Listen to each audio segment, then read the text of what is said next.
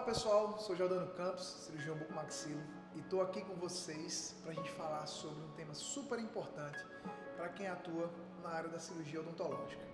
É justamente o controle da dor dos nossos pacientes. Então nessa aula de hoje eu vou trazer informações que vão te ajudar no dia a dia clínico para que a gente possa minimizar esse desconforto que tanto incomoda nossos pacientes.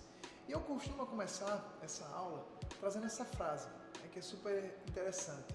O cara diz o seguinte: a dor do outro é bobagem e drama, só porque não é a sua, né? E realmente a gente não consegue mensurar de forma objetiva aquela dor que o nosso paciente está sentindo.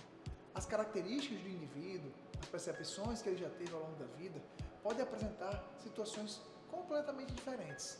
Então, às vezes, você está no dia a dia da sua prática clínica, faz um procedimento cirúrgico que você não acha que vai gerar grandes dores e o paciente tem uma experiência super negativa com isso. Em outros, aqueles que você demorou muito tempo, que teve uma necessidade muito grande de osteotomias, de cortes na gengiva e que você acha que o paciente vai ter uma tremenda dor, às vezes ele não tem.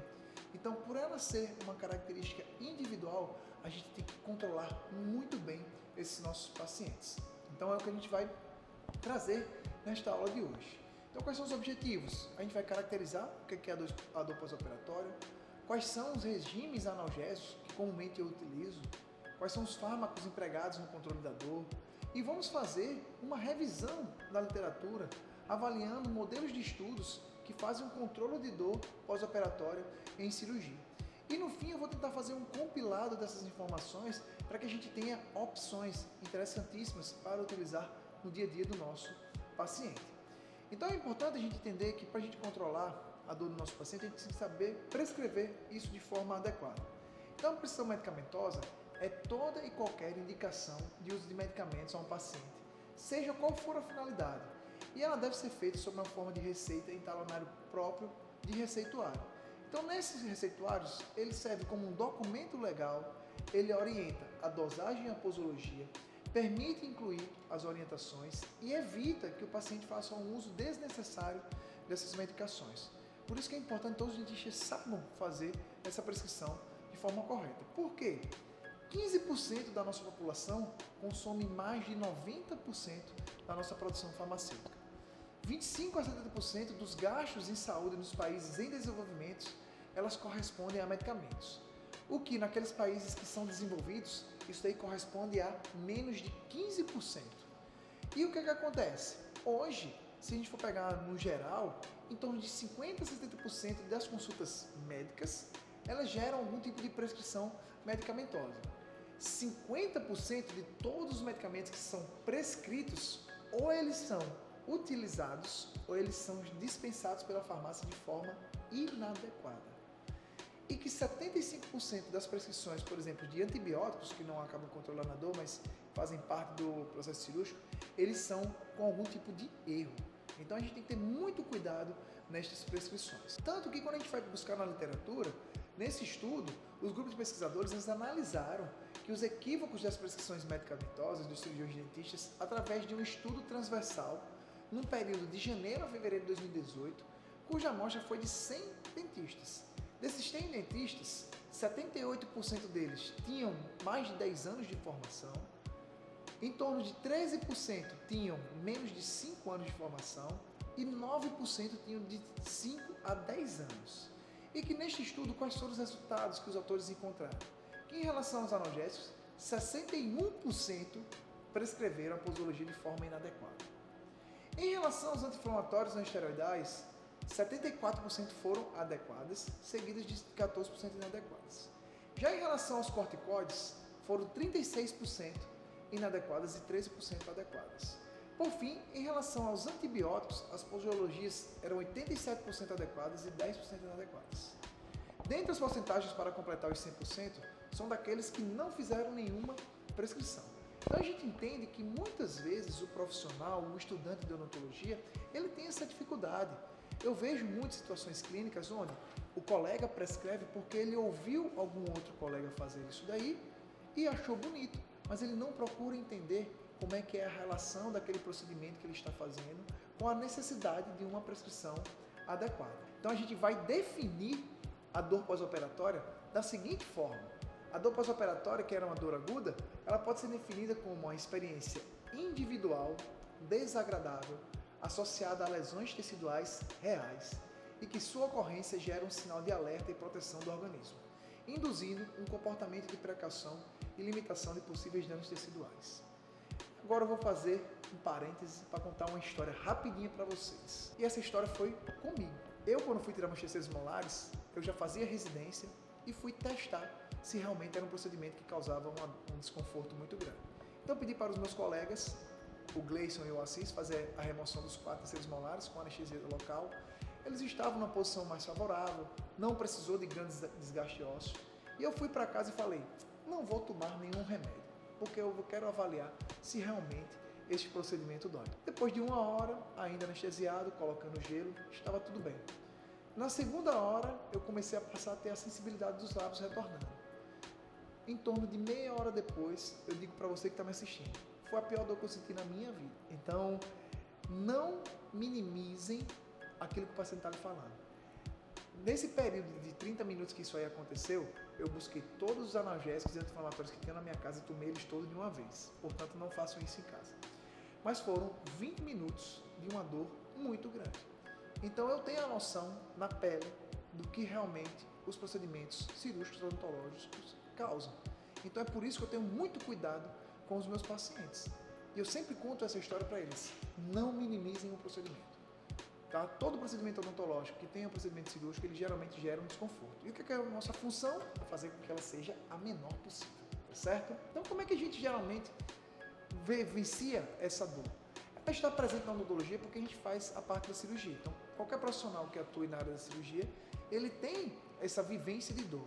Como falei para vocês, é uma percepção individual. Vai ter pacientes que vão ter limiares de dores muito baixos e outros vão ter limiares de dores extremamente altos. Eles vão estar presentes em casos em que a gente não foi eficiente, a gente teve uma deficiência na analgesia após o procedimento. Isso daí, gente, interfere na qualidade de vida, gera uma experiência muito ruim. Por quê? O paciente passa a ter medo do dentista, passa a ter medo do procedimento, porque ele venceu isso daí. E por fim, o que é que a gente observa? Que o conhecimento profissional ele faz muita diferença na escolha adequada do regime analgésico. Então, quanto mais experiente, quanto mais vivência a pessoa teve, ela acaba tendo uma maior eficiência. No entanto, isso não impede você, cirurgião dentista recém-formado, você aluno de graduação, de fazer um excelente regime analgésico nos seus pacientes e já começar a sua vida evitando que os seus pacientes tenham dor. É só você continuar aqui na aula comigo que você vai aprender como. Então, é importante que a gente, para entender um pouco como é que é o mecanismo da dor inflamatória, acontece uma lesão tecidual. Dessa lesão tecidual há uma reação inflamatória que vai gerar uma aferência nociceptiva, ela vai estimular os receptores nociceptivos a desencadear a sensibilidade dolorosa. Então, o que é que a gente geralmente controla essa dor? A dor ela é geralmente controlada quando a gente controla essa reação inflamatória. Por quê? A reação inflamatória ela vai instituir a liberação de mediadores químicos que vão ativar os nociceptores, prostaglandinas, leucotrienos, e esses nociceptores é que vão mandar uma mensagem para o nosso cérebro dizendo que, poxa, tem uma dor ali. Então a gente tem que fazer com que isso não aconteça, a gente tem que bloquear essa atividade. Então os nociceptores, eles são receptores sensoriais que enviam esses sinais que causam a percepção de dor, estão presentes nos nervos periféricos. Eles não captam, mas eles respondem ou sentem estímulos normais. E que somente desencadeiam o reflexo da dor quando são estimulados. E eles são o quê? Polimodais, a diferentes estímulos, térmicos, entendeu? Mecânicos, isso daí vai acabar estimulando os nossos receptores. E aí, para a gente fazer isso daí, a gente pode ter diferentes regimes analgésicos. A gente pode ter uma analgesia que a gente chama de pré-emptiva, que ela tem início antes do estímulo nocivo, prévio ao trauma cirúrgico. Então, a gente emprega um fármaco no paciente que vai prevenir essa hiperalgesia, essa hiperdor, tá certo? Então, geralmente, essa característica é o quê? Um dexametasona pré-operatório de 8 mg antes da cirurgia, 1 hora antes. A gente pode ter a analgesia preventiva. Ela tem início imediatamente após a lesão tecidual, porém, antes do início da sensação dolorosa. Então, muitas vezes, é o que eu faço. Eu escrevo para o meu paciente um analgésico para ele tomar imediatamente ao término da cirurgia, antes que a sensação dolorosa ela aconteça, porque ele ainda está anestesiado. que vai manter isso daí por um período de 3 dias.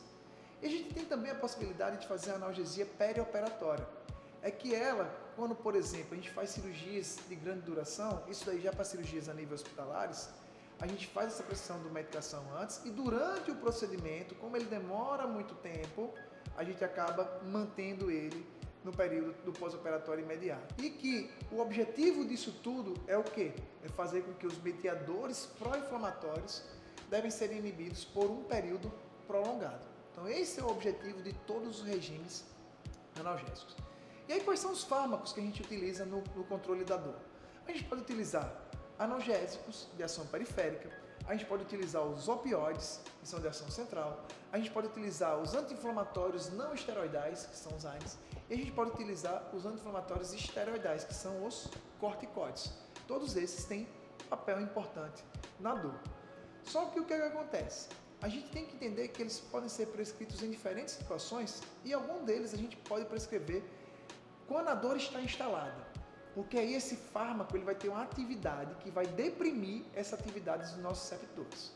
Então, quando a gente tem uma lesão, que a gente tem um desencadeamento dessa reação inflamatória, essas prostaglandinas, leucotrienos e outros altacoides, eles vão estimular a entrada de cálcio, né, desses nossos receptores, fazendo com que haja a transmissão desse impulso nervoso e uma sensibilização central.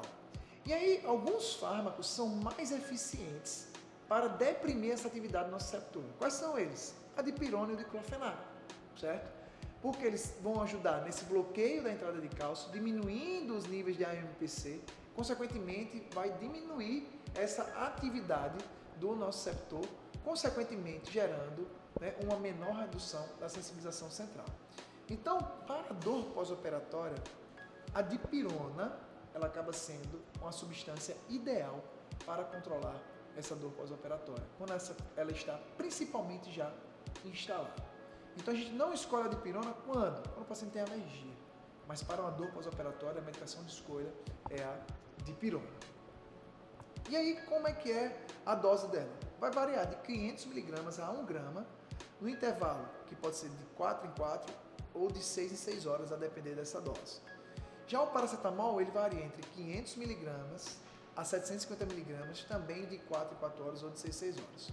O que é importante você saber? Que a dose máxima, tanto da dipirona como do paracetamol, não pode exceder 4 mg ao dia, ok?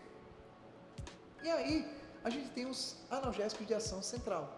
Esses analgésicos de ação central, eles são geralmente derivados do ópio, extraído da papoula, e que a sua indicação é já para aquela dor mais acentuada, uma dor de moderada a severa, que o paciente tomou a dipirona, né, ou o paracetamol, quando ele não pode tomar a dipirona, e mesmo assim ele não foi eficiente, então ele não conseguiu ser controlado pelos medicamentos de ação periférica. O mecanismo de ação desses analgésicos de ação central, eles vão alterar nesse caso o quê? A percepção e a reação aos impulsos nervosos que vão atingir o sistema nervoso central.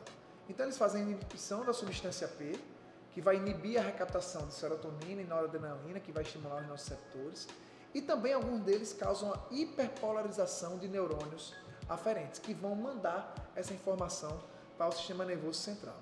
Só que, algumas vezes, eles têm efeitos adversos, como a dependência física e psicológica, no caso da morfina. Elas podem causar também depressão respiratória e cardiovascular. E quando o paciente usa o tramal, muitos deles reclamam, por exemplo, de náusea e vômito. Então, às vezes, o paciente fica bem da dor, mas esse efeito adverso de ficar muito nauseado e apresentar vômito, principalmente no pós-operatório de cirurgias na cavidade oral, acaba não sendo muito interessante. Então, quais são os mais utilizados, tá certo? O Tilex, que é uma associação de paracetamol e codeína, 500 mg de paracetamol com 30 mg de codeína, que o seu intervalo é de 6 em 6 horas. O Tramal, que ele pode variar de 50 a até 100 mg, e essa dose pode ser de 8 em 8 e de 12 em 12 horas. Nós temos também a oxicodona, tá certo?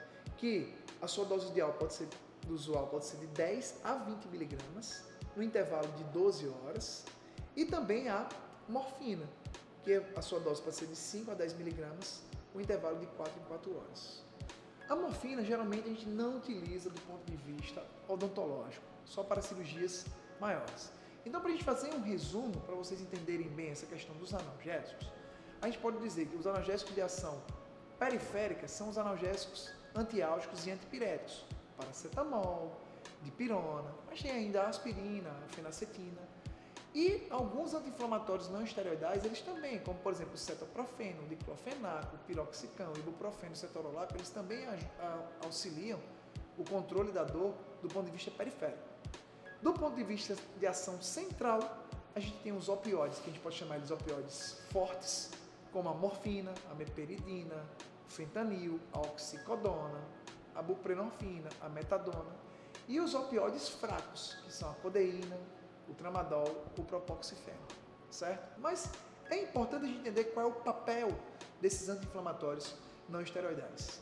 Quando a gente tem, né, a cascata de inflamação, a gente tem, depois da quebra do ácido araquidônico, a produção da ciclooxigenase, das famosas COX.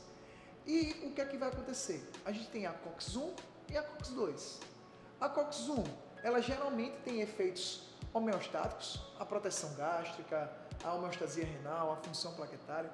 E a COX-2, ela inicialmente era acreditada como a COX vilã, né? Então ela vai ter o quê? Mais relação aos efeitos inflamatórios, de inflamação, dor e febre. Então o que é que acontece? Os anti-inflamatórios não esteroidais, a sua potência ela varia de acordo com a sua meia-vida plasmática e com a dose empregada. E que quanto maior essa atividade inibidora sobre a COX-2, melhor os anti-inflamatórios não esteroidais vão ter os efeitos sobre o controle dessa dor. E aí, em teoria, quando a gente pensa assim, teoricamente, quando a gente tem uma maior inibição da COX-1, a gente tem um maior efeito adverso nos nossos pacientes, como por exemplo, dores no estômago, irritação gástrica e alteração da função renal. E quanto maior a inibição da COX-2, menor os efeitos adversos. Então a gente vai ter o quê? Uma condição onde, em teoria, a gente pensa que, poxa, seria o ideal, então, a gente ter um anti-inflamatório não esteroidal que fizesse a inibição de 100% dessa COX-2 e de 0% dessa COX-1. No entanto, a gente teve aí a era dos coxibes, o celecoxib, o rofecoxib, o valdecoxib, o heterocoxib, o lumeracoxib, que tinham as qualidades ideais, uma alta eficácia e uma baixa toxicidade, porque ele tinha uma predileção maior pela COX-2. No entanto, isso daí gerou um certo cuidado, pois foi observado que essa ação da COX-2 ela não era somente uma vilã. Ela tinha um papel importante em alguns processos fisiológicos, como por exemplo, a regulação renal da excreção de sal, a homeostasia da pressão arterial e o controle da agregação plaquetária. Então, aqueles pacientes que fizeram uso crônicos dos coxibes, alguns deles apresentaram algumas complicações. E o que foi observado também? Que a COX-1, ela não era só boazinha, ela também tinha um papel importante no início da resposta inflamatória. E que nesse caso a COX-2, ela também tem alguns processos benéficos, como vocês puderam ver anteriormente. Então alguns deles foram retirados do mercado, como por exemplo o Vioxx. Por quê? Observava que o uso prolongado desses coxibes favoreceu problemas como infarto agudo do miocárdio, acidente vascular cerebral, aumento da hipertensão arterial sistêmica e doenças cardíacas. Tanto que é por isso que essas medicações seletivas para COX-2 hoje são vendidas somente com receituário especial com retenção de receita. Tá? Então, se você for prescrever um Arcoxia, um Celebra, que são os mais comuns hoje, tem que ser com esse tipo de receituário especial em 2 vias. Tá? Então, a gente pode ter anti-inflamatórios de diferentes classificações, com aqueles que são inibidores não seletivos, que são os convencionais, como ibuprofeno, cetoprofeno, diclofenaco, piroxicam, teroxicam e o cetorolaco. Alguns inibidores seletivos da COX-2, como o heterocoxib e o celecoxib, e alguns inibidores preferenciais da COX-2, como o meloxicam e a nimesulida. Então, são alguns anti-inflamatórios. Então, quanto maior a seletividade, melhor os efeitos do anti-inflamatório. E quando é que eu vou utilizar, além do analgésico, o anti-inflamatório, Jordano? Principalmente quando essa dor ela for de característica aguda, de intensidade de moderada a severa. Principalmente nos casos de pós-operatório de procedimento cirúrgico, onde, neste caso, a gente vai ter desgastes ósseos. Tá? Então, toda vez que eu vou tirar um dente, que eu vou fazer um procedimento maior, que eu tenho desgaste ósseo, que eu tenho um retalho, geralmente a gente associa um analgésico de ação periférica com um anti-inflamatório não esteroidais. Mas é importante a gente saber que muitas vezes a analgesia preventiva, que é o quê? Aquela que a gente dá antes do paciente sentir a dor, ela é a mais eficiente, viu, pessoal? Então não deixem de prescrever o seu paciente para ele tomar essa medicação antes do efeito da anestesia local passar. Por quê? A anestesia local passando e ele tomando essa medicação depois de experimentar a dor, vai ser um evento muito desagradável para o seu paciente. Então a orientação que eu dou para os meus pacientes são quais? Você vai tomar a medicação assim que chegar em casa, ou então até mesmo no pós-operatório imediato, principalmente antes do efeito da anestesia local ela passar. Então eu não quero que seja feita aquela prescrição que o paciente vai tomar a medicação se doer. Porque se você fez um procedimento cirúrgico, é bem provável que ele vá doer. E aí o intervalo das doses ele é estabelecido, tá, gente, em função da intensidade do trauma e da meia-vida plasmática de cada medicamento. Então o diclofenaco de 50 mg ele é de 8 em 8. O ibuprofeno de 400 a 600 mg pode ser de 8 em 8 ou de 12 em 12. A nimesulida de 100 mg ela é de 12 em 12. O cetoprofeno de 150 mg ele é de 24 em 24 horas. O tenoxicam ele pode ser também de 24 em 24 horas. O celecoxib de 200 mg ele pode ser de 12 em 12 ou de 24 em 24 horas. E que, do ponto de vista pediátrico, o ibuprofeno é o único anti-inflamatório não esteroidal aprovado para uso em crianças.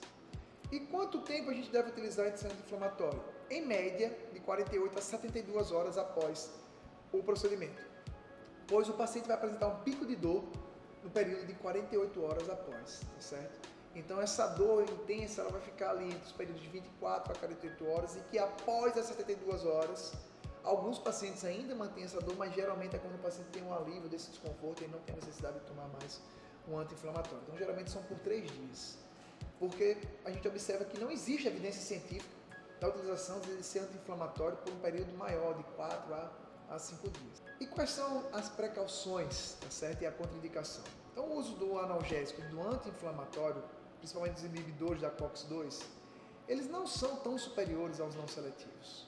Não há estudos que demonstrem segurança na utilização de coxibs em pacientes menores de 18 anos. Quando prescrever um anti-inflamatório seletivo da COX-2, você deve utilizar ele por o menor tempo possível, ser o mais eficiente, e que é contraindicado o uso seletivo da COX-2 em pacientes que fazem o uso de antiagregantes plaquetários. Então, se o paciente faz uso do AS, do clopidogrel, não faça a utilização do anti-inflamatório seletivo para COX-2, porque isso vai aumentar, né, essa anticoagulação e aí, consequentemente, gerar um processo de hemorragia. Já os AINES não seletivos, como o ibuprofeno, piroxicam, juntamente com a varfarina, né, eles também não são interessantes, viu, pessoal? Não utilize.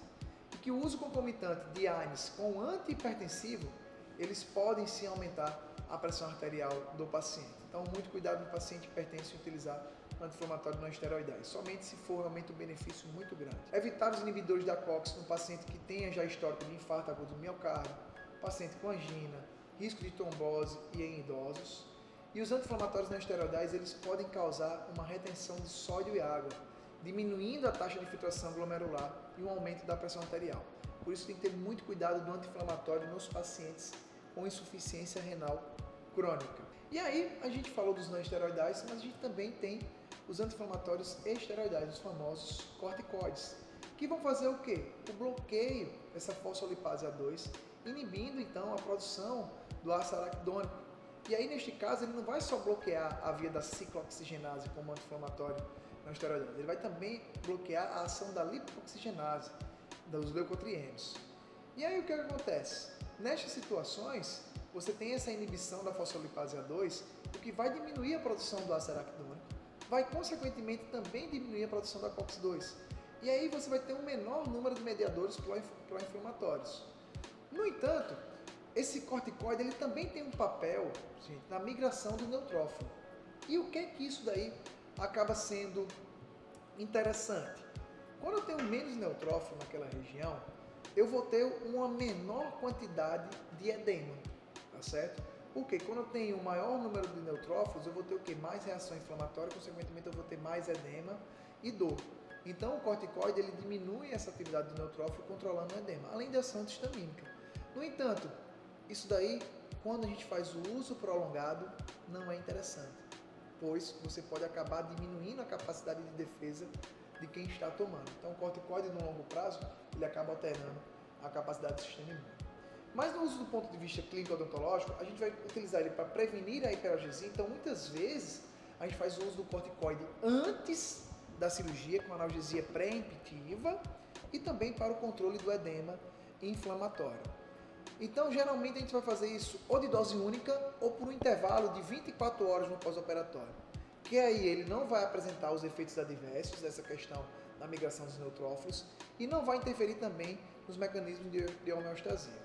Mas eles são seguros quando empregados, por exemplo, em pacientes gestantes ou lactantes, pacientes portadores de hipertensão arterial, diabéticos, nefropatas ou hepatopatas. Então, se você precisa controlar um anti-inflamatório, uma ação anti-inflamatória nisso daí, o corticoide ele pode ser um benefício. Só tenham cuidados em relação ao tempo, tá certo? Então, o uso crônico realmente pode levar à diminuição da atividade de defesa do hospedeiro. Então, por isso que o uso crônico dos corticoides, eles são para doenças autoimunes, tá? E nesses pacientes que fazem uso do corticoide de uso crônico, a gente pode ter efeitos adversos como possibilidade de disseminação de infecção, retardo de cicatrização, retardo na reparação óssea. Então, tenham cuidado também naqueles pacientes que fazem o uso dessa medicação, não do ponto de vista para o controle da dor, mas do ponto de vista crônico. Se ele surgir no seu consultório, fique atentos para esse tipo de situação. E a gente tem diferentes corticoides. Então, a hidrocortisona é o padrão, tem uma potência relativa de 1, tá? Então, quando a gente faz, por exemplo, a dexametasona, ela tem uma potência relativa de 25 a 30 vezes, né, a ação da hidrocortisona, com uma duração de ação prolongada. Então, se você faz, às vezes, uma dose pré-operatória, essa dexametasona ela vai permanecer no organismo durante algum tempo. Já a contraindicação absoluta desse corticoide é se o paciente for portador de alguma doença fúngica, porque senão ele vai crescer de forma incontrolável, presença de herpes simples, doenças psicóticas, tuberculose ativa, ou então alergia também a um fármaco, acaba gerando a contraindicação. Então vocês entenderam quais são os 3 fármacos que eu utilizo para o controle da dor.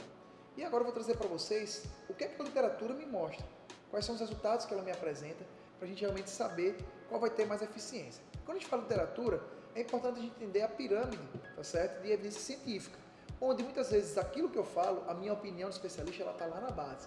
O que é que do ponto de vista científico traz respaldo técnico para a gente utilizar? São os ensaios clínicos controlados e as revisões sistemáticas. Então, quando eu comparo 2 tipos de analgésicos, nesse estudo aqui, que foi feito a comparação da dipirona e o paracetamol no controle de dor pós-operatório, eles avaliaram 2 grupos, tá? Separados no grupos 1, todos os pacientes receberam 1 grama de amoxicilina e 4 de dexametasona antes da cirurgia. No grupo 1, o controle da dor foi com dipirona de 500 mg de 6 em 6 horas. No grupo 2, com paracetamol de 650 mg também de 6 em 6 horas. E a avaliação foi através da escala de visual analógica de 6 em 6 horas durante as primeiras 24 horas. E quais foram os resultados? Tá certo? Que não houve casos de dor severa no grupo 1 da dipirona. E houve 2 casos de dor severa no grupo 2. No grupo 1, teve 101 ocasiões em que o paciente não apresentou dor. No grupo 2, somente 72 casos de ausência de dor. Então, o grupo 1 ele apresentou resultados melhores, estatisticamente significantes, sendo então a dipirona mais eficiente do que o paracetamol, dito pela literatura e não somente pelo professor Giordano. Já quando ele comparou um AINES não seletivo com um AINES seletivo, estudando o que? O naproxeno e o celecoxib no estudo piloto, esses autores fizeram o quê? Pegaram 20 pacientes e dividiram em 2 grupos. Um fez o controle de dor com o celecoxib, de 200 mg de 12 em 12 horas, e o outro com o naproxeno, de 250 mg também de 12 em 12 horas. Eles fizeram isso com fórmulas farmacêuticas iguais. O paciente ele não sabia o que ele estava tomando. E fez uma avaliação da escala visual analógica nos períodos de 24, 48 e 72 horas. E como resultado, foram feitas 22 cirurgias, todas com retalho de osteotomia periférica, dor leve em 70% dos pacientes no primeiro dia, ausência de dor em 60% dos pacientes no terceiro dia, e quando ele comparou os 2 grupos, não houve diferença entre eles. Então, ambos anti-inflamatórios, tanto não seletivo como seletivo, eles controlam bem a dor pós-operatória. Mas se a gente comparar grupos diferentes, pegar, por exemplo, um opioide e comparar com um anti-inflamatório não esteroidário não seletivo. Então, foi feita a avaliação do cetorolaco e do tramal. Pegaram 51 pacientes e avaliaram eles em 3 grupos diferentes. No primeiro grupo, só foi chamado de grupo K, só foi feito o controle com cetorolaco 30 mg endovenoso no momento após a sutura e após 8 horas e 16 horas. No grupo do tramal, foi feito o tramal no momento da sutura, após 8 horas e após 16 horas, também endovenoso. E no grupo KT, o paciente recebeu o tramal durante a cirurgia e ao fim da cirurgia ele recebeu a dose de cetorolaco. Então eles combinaram os dois.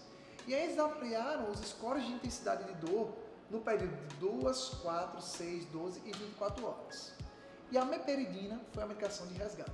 Então, como os resultados? Todos os grupos apresentaram resultados semelhantes no controle da dor. No grupo do cetorolaco, ele apresentou uma analgesia excelente em 41%, no grupo do tramal em 64%, no grupo que combinou os dois em 58,8%. Não houveram complicações cardiovasculares e respiratórias, mas o vômito esteve mais presente no grupo do tramal. Toda vez que prescreveu o tramal tem mais vômito. Então, assim, ambos os grupos eles foram eficientes no controle de dor. Sendo que, apesar do tramal ter um pouquinho de melhora nesse controle de dor, ele apresentou mais resultados adversos, o que não justifica a utilização do opioide em todos os casos. Mas a gente pode fazer uma segunda situação, que a gente chama de analgesia multimodal. O que é isso? É quando a gente combina fármacos de diferentes famílias para controlar essa dor.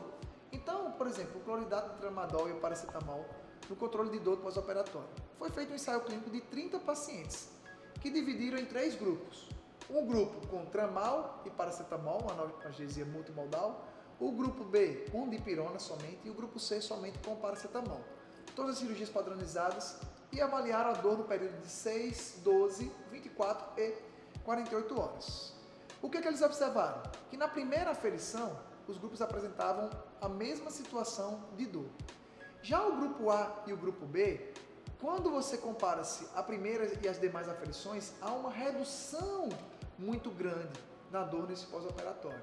Então, o grupo A, que foi o tramal com o paracetamol, comparado com a dipirona, eles foram semelhantes no controle de dor pós-operatório, sendo que todos eles, os dois, foram mais eficientes do que o grupo C. O grupo C manteve essa dor mais alta um pouquinho mais de tempo. Então, o que é que a gente entende?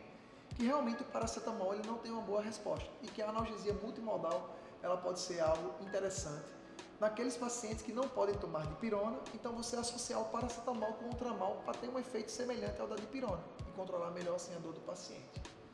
Mas a gente pode estudar também se essa analgesia ela é feita de forma prévia, antes do procedimento acontecer.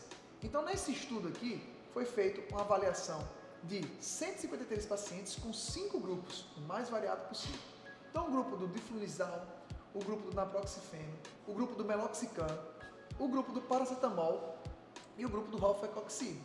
Todos os pacientes saudáveis e foi feita também uma escala visual analógica de dor nos períodos de 2, 4, 6 e de 12 horas. E também foi anotado a quantidade de analgésico tomado nas primeiras 24 horas nesses 5 grupos. O que foi observado? É que teve ausência de diferenças estatísticas quando avaliaram-se os grupos. No entanto, o grupo que fez o uso do diflunisal recebeu uma menor quantidade de analgésico pós-operatório quando comparado aos demais grupos. Então, o que acontece?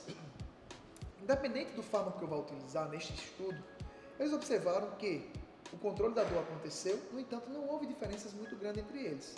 Isso faz você que está aí me assistindo pensar o seguinte: eu faço analgesia pré-emptiva de rotina. Qual é o que eu vou escolher? Você pode utilizar qualquer medicação dessas classes, que todas elas vão ter uma boa relação. Mas o corticoide ele acaba sendo o mais utilizado hoje porque tem poucos efeitos adversos e poucos pacientes têm alergia a esse medicamento. Então, quando a gente fala a avaliação do corticoide, nesse segundo estudo, ele avaliou a prednisolona na redução de complicações após a remoção de terceiros molares. Então, eles pegaram uma amostra de 78 pacientes e fizeram inicialmente uma analgesia pré-emptiva com arcoxa de 120 mg. E no grupo 1 ele recebeu prednisolona imediatamente após a cirurgia. No grupo 2 ele não recebeu. E aí foi avaliada a escala visual analógica de dor, o edema e a máxima abertura bucal. Quais foram os resultados que eles observaram? Que ambos os grupos foram semelhantes na dor. Então foi utilizado neste caso aí um COX seletivo para COX-2 como analgesia pré-emptiva e um corticoide dado imediatamente ao término da cirurgia para ver se melhorava isso daí. Para a dor, não teve diferença. No entanto, no grupo da prednisolona, o edema que foi formado foi menor e a abertura bucal maior. Então, quando a gente soma os eventos, como por exemplo, o paciente pode tomar um COX-2, ele tomando antes da cirurgia e imediatamente após, fazendo uso do corticoide, você tem uma somatória desses efeitos, tanto de potencial analgésico, como também do edema, ajudando, né, a essa sinergia acontecer e o paciente sentir menos dor no pós-operatório. E aí a gente pode comparar também o tramal quando ele é combinado com a dexametasona ou quando ele é combinado com o diclofenaco de sódio. Então, neste estudo do que foi avaliado esse tipo de comparação, foram 2 grupos em 30 pacientes. No grupo 1 foi o tramal com a dexametasona, 1 hora antes da cirurgia, e no grupo 2 o tramal junto com o diclofenaco, também 1 hora antes da cirurgia. Foi avaliado a escala visual analógica de dor no período de 4, 6, 12, 24 e 48 horas, além do edema e do trismo. E o que é que foi observado? Que no uso do tramal junto com a dexametasona, a questão da dor e também do trismo foi menor do que quando foi comparado do tramal com o diclofenaco de sódio. Então, nesse caso aí, você tinha um efeito muito bom do opioide em controle da dor e, neste caso, somou-se ao efeito muito bom do controle do edema do corticoide, apresentando um resultado melhor do que do anti-inflamatório não esteroidais, certo? Então, isso daí foi encontrado. Então, como conclusão, a combinação do tramal e do dexametasona foi mais eficiente no controle do edema e do trismo e que ambos os protocolos foram eficientes no controle da dor. Mas o tramal com a dexa apresentou os melhores resultados e a menor necessidade de medicação pós-operatória. E quando a gente pega estudos maiores, como por exemplo uma revisão sistemática, neste caso aí avaliou a comparação do ibuprofeno ou o paracetamol, e que neste caso essa revisão sistemática contou com 2.241 pacientes, com o objetivo de avaliar qual a medicação, o ibuprofeno ou o paracetamol, iriam apresentar o melhor resultado no controle da dor pós-operatória da remoção dos terceiros molares. Então eles avaliaram todos os estudos clínicos, foram feitos por 2 examinadores, foram incluídos nessa revisão ensaios clínicos que avaliavam as medicações separados ou em conjuntos, todos os procedimentos de exodontia deveriam ter retalhos e osteotomias. E quais foram os resultados encontrados? Que no final dos 1.539 artigos, somente 13 artigos eles eram impotenciais. Após uma nova análise, 7 estudos foram encontrados que avaliaram a comparação do ibuprofeno com o paracetamol, 6 nos Estados Unidos e 1 em Porto Rico. O ibuprofeno ele apresentou uma maior eficácia do que o paracetamol nos estudos avaliados, tanto no comparativo da dose de 200 de ibuprofeno para de 500 de paracetamol, como na de 400 para de 1.000 de paracetamol. E que, quando esses fármacos eles são combinados, eles não apresentaram maior eficácia do que quando administrados de forma isoladas. Então, todas essas informações que eu trouxe para vocês, o que é que eu fiz aqui agora, nessa análise desse modelo de estudos? Eu trouxe 3 situações para você que está me vendo aí.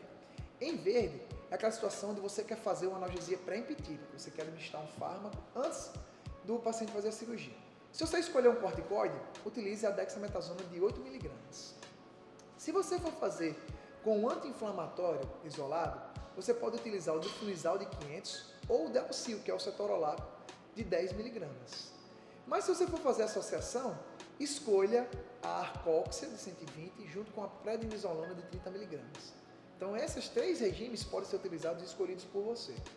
Agora, eu estou no pós-operatório e quero controlar a dor do meu paciente. Se ela era uma dor moderada, você pode utilizar um anti-inflamatório não esteroidal de forma isolado, tá? Pode ser o ibuprofeno, a nimesulida ou o Delcil, associado a um analgésico de ação periférica, a dipirona de 1 grama ou paracetamol de 750. Agora, naquela dor pós-operatória que está muito severa, os AINES vocês podem utilizar de maior potência, que neste caso pode ser intravenoso. Que aí você pode utilizar o cetoprofeno de 30 mg intravenoso ou o tenoxicam de 40 mg endovenoso. E junto a isso, um analgésico de ação central, o tramal de 50 mg ou o Tilex de 30 mg. Então são 3 situações clínicas que podem aparecer e que você pode fazer. E para os meus alunos que convivem aqui comigo no IOA, todos eles têm uma medicação padrão, tá certo? Quando faz a cirurgia, amoxicilina, uma cápsula de 8 horas durante 7 dias. Delcil ou Toragesic, ambos sublingual, de 12 horas durante 3 dias. E a dipirona de 1 grama ou lisador DIP de 6 horas durante esses 3 dias. Esse tipo de padrão, a gente consegue resolver 90% dos nossos casos, tá certo? Combinando essas medicações, fazendo com que nossos pacientes tenham um menor tipo de desconforto no pós-operatório. Então, para finalizar, quais são as considerações clínicas que eu quero deixar para vocês? A dor, gente, ela é individualizada. Então, a gente deve fazer o controle adequado dessa dor para todos os nossos pacientes. E que vocês puderam ver que na literatura não existe aquele fármaco ideal. Existe uma substância padrão, que é a dipirona, mas que muitas vezes a gente tem que combinar com algum anti-inflamatório não esteroidais para que a gente tenha um melhor efeito analgésico dessa combinação. E que não existe uma única maneira do tratamento da dor. E o esquema atual foi aquele que eu apresentei para vocês, que é o que eu utilizo nos meus cursos, no meu consultório, e que eu consigo ter essa bastante eficiência no controle da dor. Então, pessoal, espero que vocês tenham gostado, tá? Essa foi mais uma aula. Fiquem ligados aí no YouTube, que a gente vai ter muito mais coisa aí pela frente.